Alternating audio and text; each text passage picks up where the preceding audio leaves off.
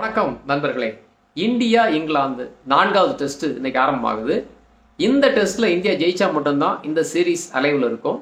ஆனா இந்த volt Trafford கிரவுண்ட்ல இந்தியா இது வரைக்கும் ஜெயிச்சதே இல்லை. கிட்டத்தட்ட 89 வருஷ ரெக்கார்ட்ல இந்தியா 9 முறை போயிருக்கிறாங்க. ஆனா ஒரு முறை கூட ஜெயிக்கவே இல்லை. இந்த முறை ஜெயிச்சா மட்டும்தான் இந்தியா அந்த சீரீஸை சமப்படுத்த முடியும்.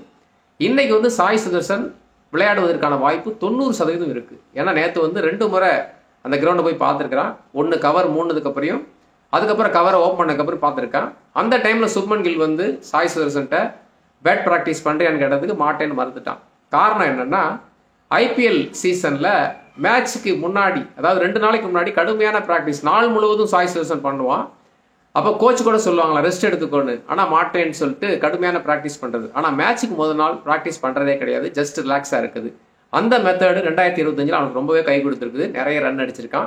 அதனால் நேற்று கிரவுண்டை இன்ஸ்பெக்ட் பண்ணி பார்த்துருக்கிறான். ஆனால் மேட்ச் ப்ராக்டிஸ் பண்ணலை. அதனால் இன்னைக்கு இறங்குறதுக்கான வாய்ப்பு அதிகமாகவே இருக்குது.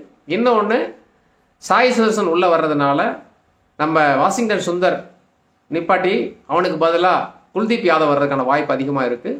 அடுத்ததாக அன்சுல் கம்போஜும் ஃபாஸ்ட் பவுலிங்கில் வர்றதுக்கான வாய்ப்பு நிறையவே இருக்குது. ஏன்னா அவன் ஒரு ஆல்ரவுண்டர். நிதிஷ்குமார் ரெட்டியும் இடம் பெறலை. அதனால் இந்த மேட்ச்சு கண்டிப்பாக இந்தியா ஜெயிச்சு இந்த தொடரை சமநிலைப்படுத்துவாங்கன்னு எதிர்பார்க்குறோம். முக்கியமாக இன்னைக்கு சாய் சுதர்சன் இறங்கினான்னா கண்டிப்பாக அவனுடைய பெர்ஃபார்மன்ஸ் நல்லாவே இருக்கும். எதிர்பார்ப்போம். அடுத்த பதிவில் சந்திப்போம். நன்றி.